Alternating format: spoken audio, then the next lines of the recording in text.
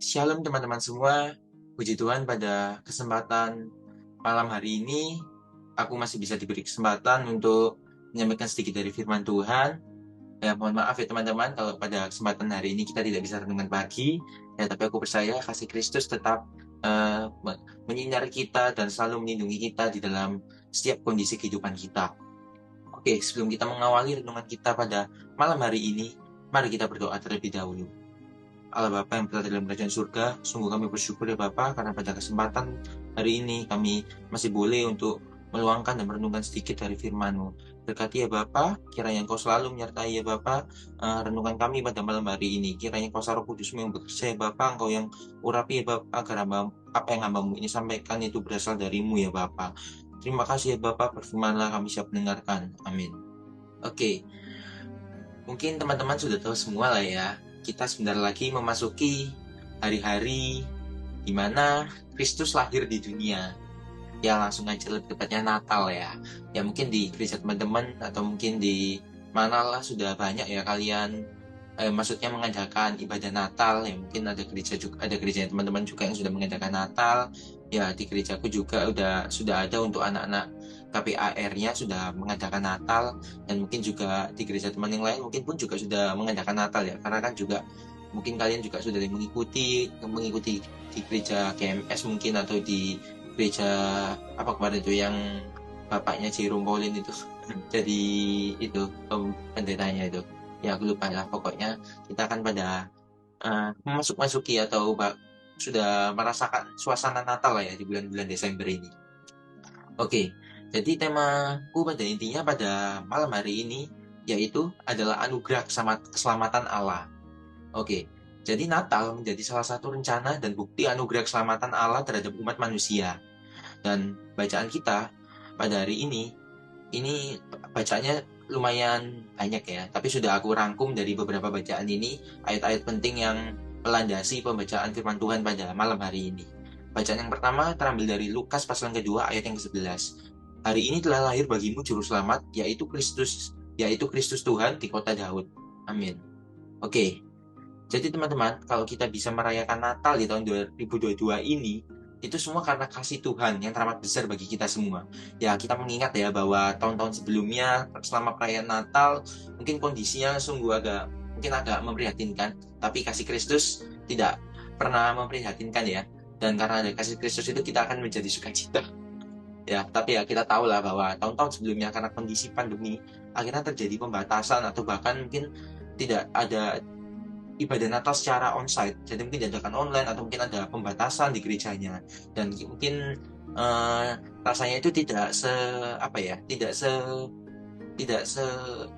feelnya tidak sedapat sekarang gitu di kondisi sekarang ini. Mungkin dari ibadah-ibadah Natal itu kan kita kayak rasanya wow, akhirnya setelah sekian lama, setelah keadaannya pandemi, akhirnya sekarang udah bisa seperti sedia kala. Ya puji Tuhan lah ya, yaitu semua memang karena kasih Kristus dan karena kebesaran Tuhan. Nah, hari ini kita mau kembali mengingat tentang Natal. Yang pertama-tama yang harus teman-teman mengerti, karena oleh kebanyakan orang Kristen adalah memperingati hari kelahiran Tuhan Yesus. Nah, akhirnya berbagai acara diadakan untuk menyambut Natal. Umumnya gereja menggelar perayaan-perayaan besar lengkap dengan pernak-pernik pohon Natal, terus ada penyalaan lilin biasanya, dan juga biasanya mungkin ada drama gitu ya. Nah, juga ada yang beranggapan bahwa Natal itu identik dengan apa ya, dengan hadiah, karena mereka memanfaatkan momen ini untuk kayak bertukar kado gitulah, untuk bertukar kado atau mungkin memberikan hadiah kepada keluarga atau mungkin teman. Nah, seperti itu ya. Dan juga gak sedikit orang Kristen atau kita yang menunggu-nunggu momen Natal ini sebagai kesempatan emas untuk mungkin berpergian jauh bersama keluarga, karena beroleh liburan yang cukup panjang, dan juga mungkin untuk mungkin yang bersama teman-temannya yang merayakan ibadah Natal bareng, mungkin kalian udah gak sabar ya untuk melayani Tuhan. Nah, jika kita hanya memakai Natal ini sebatas sebagai perayaan atau hiasan atau hadiah atau liburan, berarti kita telah kehilangan makna esensial dari Natal yang sebenarnya. Nah, Natal tidak bisa dipisahkan dari anugerah, di mana Allah memberikan anugerah terbesar bagi umat manusia, yaitu Yesus Kristus. Dan di dalam Yohanes 3 ayat 16 sampai 17, teman-teman paling udah hafal ya, tutup mata aja udah hafal. Oke, Yohanes 3 ayat 16-17, karena begitu besar kasih Allah akan dunia ini, sehingga ia mengaruniakan anak yang tunggal, supaya setiap orang yang percaya kepadanya tidak binasa, melainkan beroleh hidup yang kekal. Sebab Allah mengutus anaknya ke dalam dunia, bukan untuk menghakimi dunia, melainkan untuk menyelamatkannya oleh dia. Amin. Nah, jadi pertanyaannya, mengapa Allah rela memberikan putranya, Yesus Kristus, bagi dunia ini? Ya, jawabannya adalah, itu merupakan bukti nyata dari Allah sangat mengasihi kita, sangat mengasihi manusia. Ia tidak menghendaki kita semua mengalami kebinasaan. Bahkan ia mengaruniakan kita, Yesus Kristus, untuk menyelamatkan kita dari kebinasaan itu, untuk memperoleh kehidupan yang kekal. Nah, di dalam Roma pasal yang ketiga ayat yang ke-10 tertulis, tidak ada yang benar seorang pun tidak. Nah, jadi maka upahnya adalah maut. Nah, itulah sebabnya Allah memberikan Yesus Kristus menjadi juru selamat dunia yang akan membebaskan manusia dari hukuman dosa. Penebusan dosa dilakukan melalui karya kematiannya di kayu salib. Dan setiap orang yang percaya kepada Yesus Kristus tidak mengalami kebinasaan, melainkan beroleh hidup yang kekal.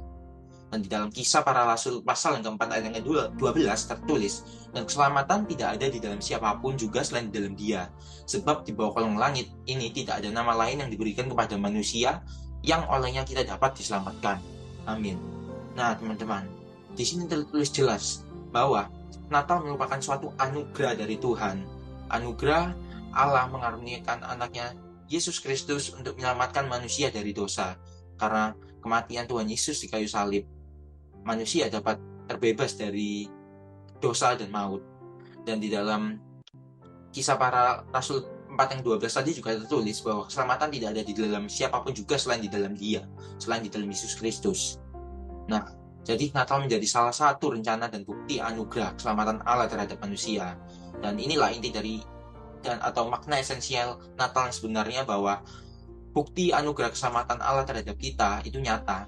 Dan mari kita sambut Natal tahun ini dengan ucapan syukur, dan kita sorakkan kemenangan bagi Tuhan, dan kita sambut kedatangan ini dengan kita selalu menjalankan apa yang telah menjadi ajarannya.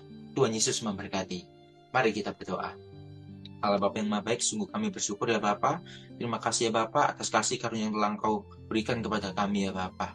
Kami mohon maaf ya Bapa apabila mungkin kami belakangan ini masih salah, atau mungkin menganggap, atau kami salah memaknai dalam arti esensial Natal yang sesungguhnya. Tapi kembali lagi pada hari ini Engkau ingatkan bahwa Natal merupakan anugerah keselamatan dari Engkau ya Bapa. Tolong ya Bapa, Engkau selalu ubahkan kami dan barui hati kami ya Bapa, terutama di masa-masa Natal ini ya Bapa.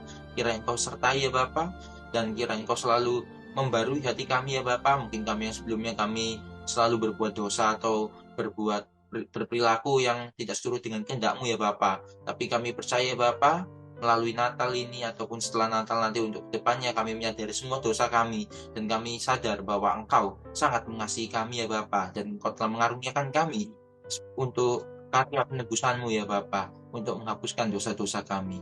Terima kasih ya Bapa. Sebentar lagi kami hendak melanjutkan aktivitas kami masing-masing atau hendak beristirahat.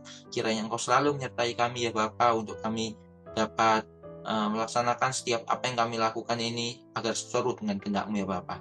Hanya dalam nama Tuhan Yesus Kristus kami sudah berdoa dan mengucap syukur. Haleluya. Amin. So, terima kasih teman-teman semua atas waktunya. Bye-bye. God bless you.